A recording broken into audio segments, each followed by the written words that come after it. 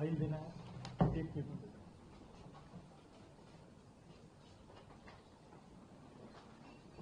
करें जी, शुरू करें। आप सबको बहुत बहुत शुभ प्रभात, गुड मॉर्निंग। आज मैं और मेरे कैबिनेट सहयोगी माननीय कपिल मिश्रा जी आपसे कुछ विषयों पर बात करने के लिए आए हैं। पहले मैं कुछ विषय आपके संज्ञान में लाता हूं, उसके बाद कपिल जी आपसे अपनी बात रखेंगे। आप सबने देखा कल पूरा दिन अपनी हार को आज तक 10 महीने बाद भी न पचाने के कारण अपनी पूरी राजनीतिक जमीन खो चुकने के बाद स्वघोषित बेरोजगार नेता और आम आदमी पार्टी के तथाकथित राष्ट्रीय नेता भी दिल्ली में दुष्प्रचार करते हुए दिल्ली के सामाजिक ताने बाने को खराब करने, दिल्ली में गलत वातावरण बने, इसके लिए दिन भर ट्वीट करते रहे। दिन भर एक ट्वीट चलाया गया, सोशल मीडिया पे एक कैंपेन चलाया गया कि दिल्ली के शिक्षक करेंगे कुत्तों की गिनती, आवारा कुत्तों की गिनती। इस प्रकार का झूठ आम आदमी पार्टी लगातार, इसमें आम आदमी पार्टी के दिल्ली के नेता, दिल्ली से राज्यसभा के सदस्य संजय सिंह सरीखे लोग भी इस झूठ को फैलाने में लगातार लगे रहे। इन लोगों की पूरी राजनीति इसी पर टिकी हुई है। 10 महीने में आम आदमी पार्टी कोई 500,000 लोगों को लेकर जमीन पर प्रदर्शन तो कर नहीं पाई, इसलिए सोशल मीडिया पर अट्रैक्शन और ट्रैक्शन लेने के लिए रोज किसी ना किसी प्रकार का झूठ बोलते हैं। कल झूठ बोला गया कि कुत्तों की गिनती के लिए टीचर्स को लगाया गया है। मैं चुनौती देता हूं आम आदमी पार्टी को, ऐसा कोई सर्कुलर हो तो तुरंत आम आदमी पार्टी उसको पब्लिक के सामने लाए। केवल झूठ बोलना और भाग जाना ये उनकी राजनीतिक जमीन वापस नहीं लाएगा। और पिछले कई दिन से आम आदमी पार्टी लगातार इसी प्रकार झूठ बोल रही है। कल शाम को भी उन्होंने इसी प्रकार से झूठ बोलकर जो तहसीलदार और एक सब रजिस्ट्रार की सस्पेंशन हुई है उस पर इसी प्रकार से झूठ बोलकर प्रशासनिक अराजकता पैदा करने की कोशिश की। आखिर आम आदमी पार्टी को भ्रष्टाचारियों से इतना प्रेम क्यों है? आम आदमी पार्टी के राज में सरेआम इन कार्यालयों में भ्रष्टाचार होता था, और आज जब मुख्यमंत्री रेखा गुप्ता की सरकार इनके खिलाफ एक्शन ले रही है तो आम आदमी पार्टी इन भ्रष्टाचारियों के खिलाफ इनके साथ क्यों खड़ी हो रही है? क्यों खड़ी हो रही है आम आदमी पार्टी इनके साथ? इसी प्रकार परसों 25 तारीख के आसपास आम आदमी पार्टी ने ट्वीट किया कि दिल्ली की सरकार ने स्कूलों को आदेश दिया है कि सांता क्लॉज बन के कोई बच्चा आएगा तो उस पर एक्शन होगा। कहां है वो आदेश? कहां है वो आदेश? क्यों नहीं दिखा रहे वो आदेश? केवल झूठ बोलना लगातार। कल भ्रष्टाचारियों के खिलाफ एक्शन को लेकर झूठ बोला, पर 25 तारीख को झूठ बोला कि कोई बच्चा अगर सांता क्लॉज बन के आएगा उसके खिलाफ एक्शन होगा। जब डीएसएसबी में हमने डीएसएसबी के बच्चों की आयु बढ़ाने के लिए बात की तो भी तथाकथित रूप से स्वघोषित बेरोजगार नेताओं ने उस पर भी झूठ बोला कि वो केंद्र सरकार का काम है। कुछ प्रशासनिक काम किए होते तो उन्हें पता होता 21-22 में कितनी परीक्षाएं उन्होंने कराई, कितने रिजल्ट डिक्लेयर किए और कितने लोगों को पास किया। केवल 2022 में 16,000 बच्चे पास हुए डीएसएसबी में। दिल्ली सरकार का मैंडेट है। डीएसएसबी का चेयरमैन एनसीसीएसए से लगता है और उसका काम है नॉन गजेटेड पोस्ट पर वैकेंसी भरना। मगर आम आदमी पार्टी को तो प्रशासन करना नहीं, झूठ फैलाना, अपने कार्यकाल में कोई काम किया नहीं, और अब गाल बजाते रहेंगे हमारी शिक्षा की व्यवस्था। उनकी शिक्षा की व्यवस्था को दिल्ली की जनता ने नकार दिया।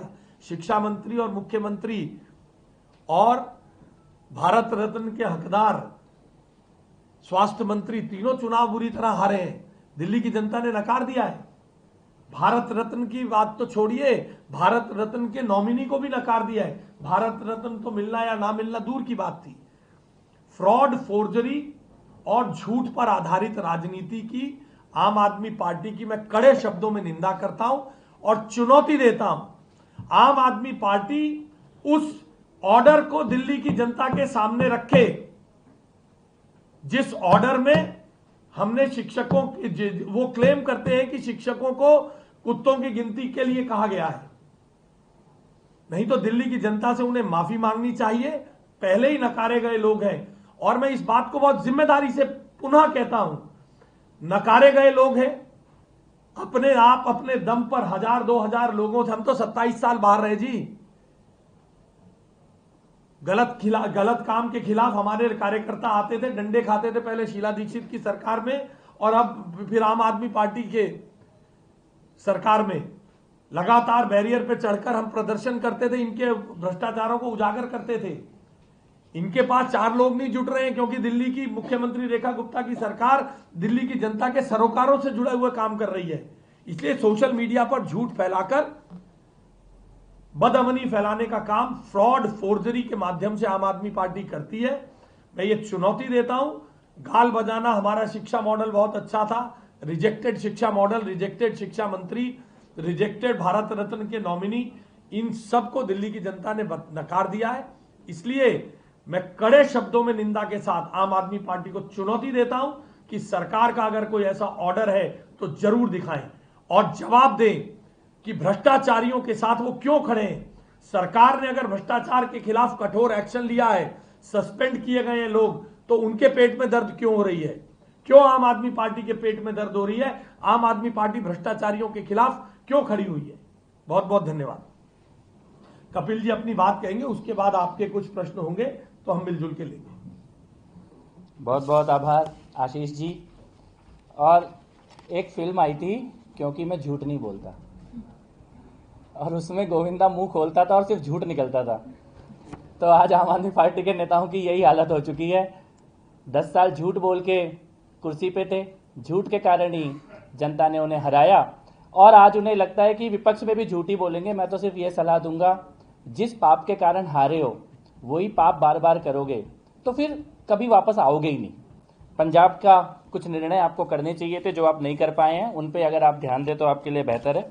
मैं आज यहाँ पर 2 चीज़ें आपको बताने के लिए आया हूँ। पहली चीज़, दिल्ली की माननीय मुख्यमंत्री महोदया ने कल शाम को एक त्वरित एक्शन लिया। एक रजिस्ट्रार और तहसीलदार जिनके खिलाफ करप्शन की शिकायतें आई थी, उनको तत्काल सस्पेंड करने का निर्णय लिया गया है। और दिल्ली की मंत्रिपरिषद की तरफ से, दिल्ली सरकार की तरफ से मैं ये कहना चाहता हूँ कि कोई भी अधिकारी गण इस गलतफहमी में ना रहे कि अभी आम आदमी पार्टी की सरकार है और करप्शन और कमीशनखोरी और चोरी चलेगी, लूट चलेगी।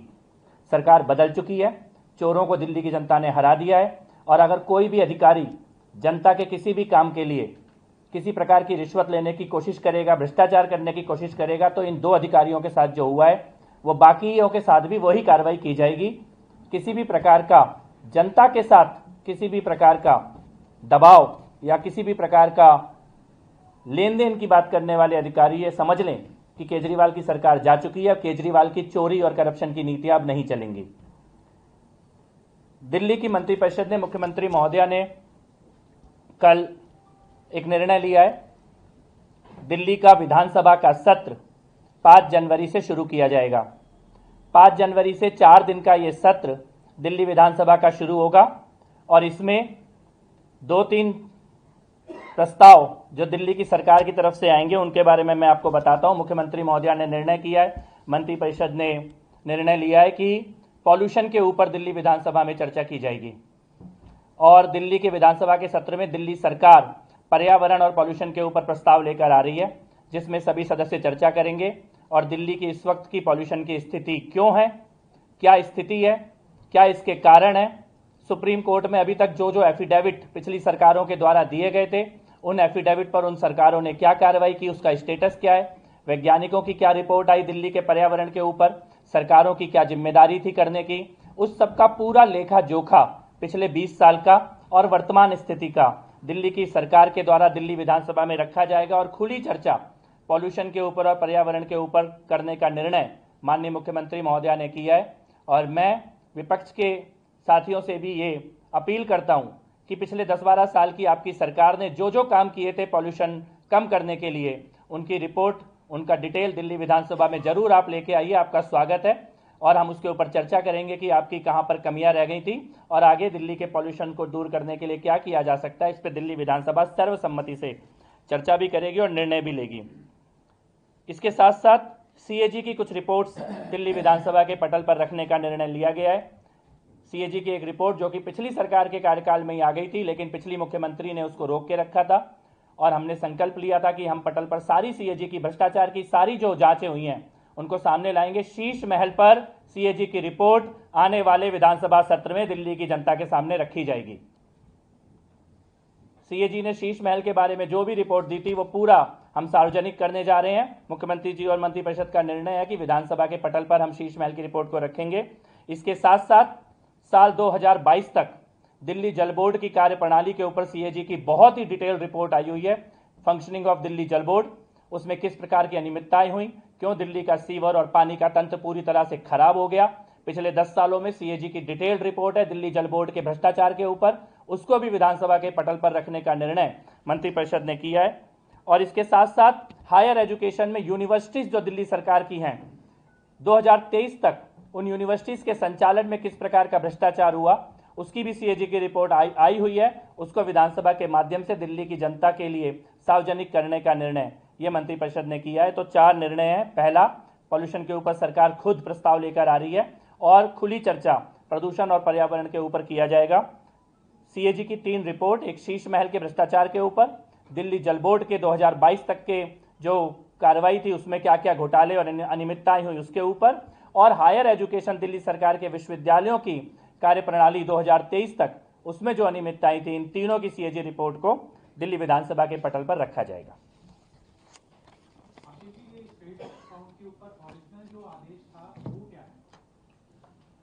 देखिए, एक सुप्रीम कोर्ट की एक चिंता थी कि स्ट्रे डॉग्स के मेनेस को कंट्रोल करने के लिए सभी संस्थाओं में, न केवल स्कूल्स में, सभी में चिंता की जाए और उस पर काम किया जाए।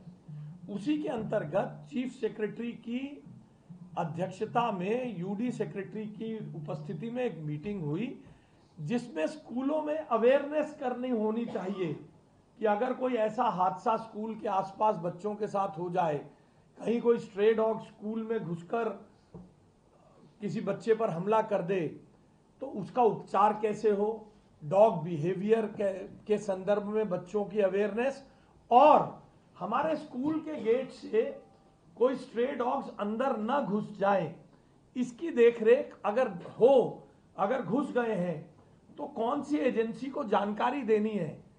ये स्कूल में लोगों, कोई एक क्या आदमी के पास जिम्मेदारी होनी चाहिए, नहीं होनी चाहिए। आप भी पेरेंट्स हैं, पत्रकार से पहले दिल्ली के नागरिक से अतिरिक्त आप भी पेरेंट्स हैं, अभिभावक हैं। ये कोई व्यक्ति निश्चित होना चाहिए, नहीं होना चाहिए। इसी प्रकार हर ऑफिस में हर तरह से लोगों को एक व्यक्ति को जिम्मेदारी दी गई ताकि भाई वायलेंट क्यों होते हैं स्ट्रे डॉग्स, इस डॉग बिहेवियर की जानकारी हो। 10 सालों में स्ट्रे डॉग के मेनेस पे आम आदमी पार्टी तो कुछ कर नहीं पाई। हमारे बच्चे, हमारे बुजुर्ग, हमारी बेटियां, हमारे स्कूल गोइंग किड्स ट्यूशन से आते हुए इनके हमलों से लगातार प्रताड़ित होते रहे, परेशान होते रहे, घायल होते रहे। अब जब उस पर काम हो रहा है तो जैसा मैंने पहले कहा, आम आदमी पार्टी 10 साल के अपने कुशासन के कारण जो उन्हें हार मिली है उसे पचा नहीं पा रही है। आम आदमी पार्टी अपनी जमीन खो चुकी है, इसलिए दुष्प्रचार में लगी रहती है। मैं फिर आपके प्रश्न के जवाब में कहता हूं, आप में से बहुत सारे लोगों ने कल इन ट्वीट्स को देखा। आप ही मांगिए ना, हमारे कहे पे तो शायद ना दे। आप मांगिए भाई, ऑर्डर की कॉपी दो। आप आरोप लगा रहे हैं, पूछिए where is the copy of order जहां पे कुत्तों की गिनती के लिए दिल्ली सरकार ने टीचरों को आदेश दिया है, लाइए। संजीव झा ने भी ट्वीट किया है, उनका कहना है उन्होंने ऑडियो कॉपी ट्वीट में अपने का कहना है कि डीडी नॉर्थ वेस्ट के इसके कार्यालय से ये लिस्ट आई है। क्या इसमें क्या लिखा है? कुत्तों की गिनती करने? लोगों के नाम दिए हैं उन्होंने जो नोडल ऑफिसर्स। तो नोडल ऑफिसर किस चीज के लिए है?